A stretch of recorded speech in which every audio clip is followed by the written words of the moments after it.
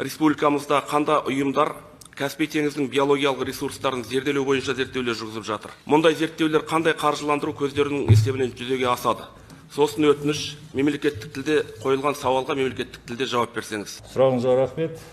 Мемлекеттік тілде жауап беруге кішкене ол қазақ тілін білмегендіктен емес, өзім ойымды толық жеткізуге, толық ашу үшін орыс тілінде рұқсат болса жауап берсін. Сіз енді бірінші рет келіп отырсыз бізге. Депутаттың сұрағында қойған өте үлкен күрделі мәселе. Сондықтан енді келгенде бір өтініш бар. Ол мемлекеттік тіл. Сіз парламентке келіп отырсыз. Қазақ тілінде қойған сұраққа қазақ тілінде жауап беру керек. Шетелде оқыдыңыз, ағылшынша тілдерді білесіз. Енді туған елде жүрген кезде, министр білдей жұмыста жүргенде қазақ тілінде сөйлеу керек. Келістік пе? Түсінікті, міндетті түрде.